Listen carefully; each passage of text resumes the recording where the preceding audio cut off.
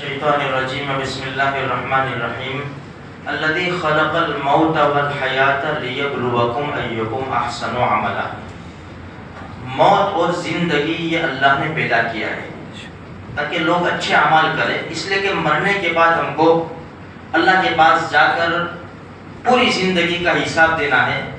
لیکن ہم تو یہی دعا کرتے ہم نالائق ہے، کمزور ہے، گنہگار ہے، اللہ حساب نہ لے بلکہ اپنے فضل سے ہمیں معاف فرما دے.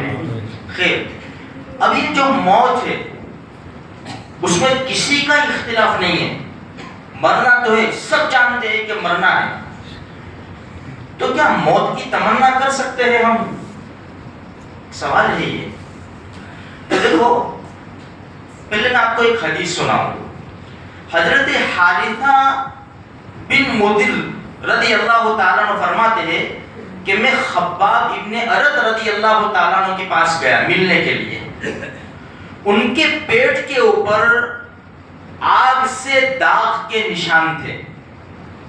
تو کہنے لگے مجھے میرے ساتھیوں میں سے، خباب رضی اللہ تعالیٰ عنہ کہنے لگے میرے ساتھیوں میں سے مجھ سے زیادہ کسی نے تکلیف نہیں جھیلی ہوگی، کیونکہ اللہ کے رسول کے صحابہ کرام کو بہت ستایا گیا، مارا گیا. بلال رضی اللہ تعالیٰ عنہ، خباب بن ارت رضی اللہ تعالیٰ عنہ، ان کو بہت مارا دشمنوں نے. ایک مرتبہ عمر بن خطاب نے فرمایا کہ خباب چادر ہٹاؤ. جب چادر ہٹائی نے پیٹھ دیکھی نا تو عمر بن خطاب رو پڑے. خباب فرمایا مجھے بہت مارا دشمنوں نے اسلام کی وجہ سے. خباب ابن فرمایا ان جو داغ گرم داغ دیتے تھے ان کو کہ ایمان چھوڑ دے، لیکن کسی بھی قیمت کے اوپر انہوں نے ایمان کو ہاتھ سے جانے نہیں دیا. تو کہنے لگے مجھے بہت ستایا گیا.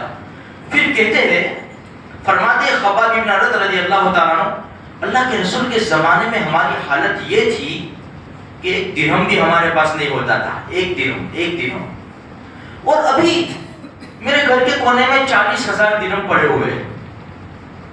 پھر فرماتے ہیں یہ اصل چیز ہے، اگر رسول اللہ صلی اللہ علیہ وسلم نے موت کی تمنا کرنے کو منع نہ کیا ہوتا میں ضرور موت کی تمنا کرتا، لیکن اللہ کے رسول نے منع فرمایا کہ موت کی تمنا مت کرنا. اب موت کی تمنا کر سکتے ہیں کہ نہیں کر سکتے؟ دیکھو میرے بھائیوں، موت کی تمنا کون کر سکتا ہے؟ جس کو اللہ سے ایسا عشق ہو گیا، ایسی محبت ہو گئی کہ اس کا دل جلتا ہے کہ کب رب سے ملوں میں،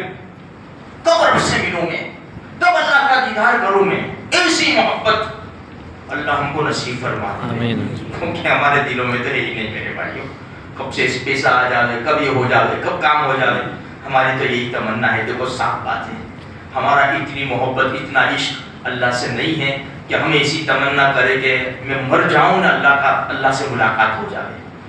تو ایسا عاشق ہے اللہ کا، ایسی محبت ہے. اولیاء کرام کے واقعات میں پڑھتے ہیں تو وہ تمنا کر سکتا ہے موت کی.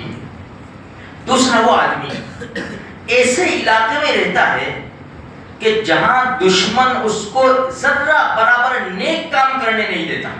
ہمیں تو آزادی ہے نا، نماز، قرآن، اذان، سب کچھ آزادی ہے ہمیں. روس وغیرہ میں ایسے حالات تھے اور ابھی بھی ہوں گے دنیا میں کسی جگہ کہ جہاں اللہ نام لینا ان کو پسند نہیں ہے. ہندوستان میں بھی ایسے حالات پیدا کر رہے. اللہ پاک مسلمانوں کی حفاظت فرماوے، اسلام کا بول بالا فرماوے اللہ پاک.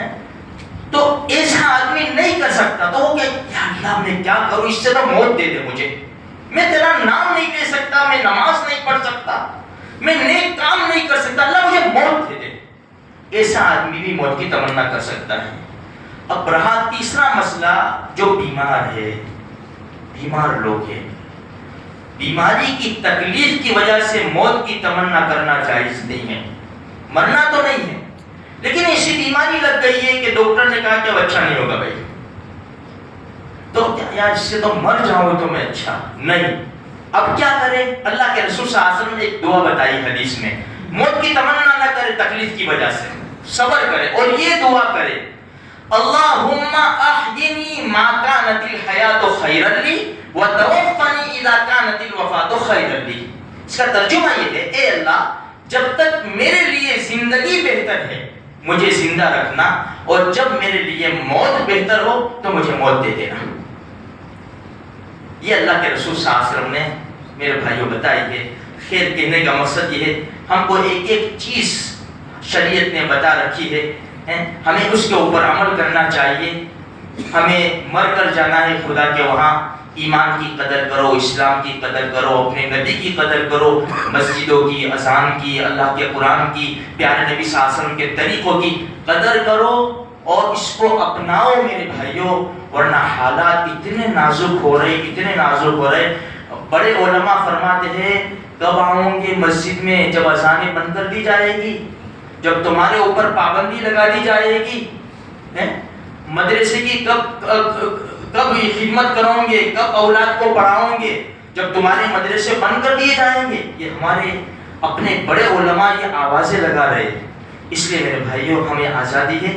اللہ تبارک و تعالیٰ سے یہی دعا ہے کہ ہماری نسلوں کی ایمان کی اللہ تبارک و تعالیٰ حفاظت فرماوے، اسلام کا بول بالا فرماوے، اسلام کا جھنڈا بلند فرماوے۔ جہاں جہاں مسلمان پریشان حال ہے، خصوصاً فلسطین میں، اللہ تبارک و تعالیٰ سب کی بھرپور مدد فرماوے۔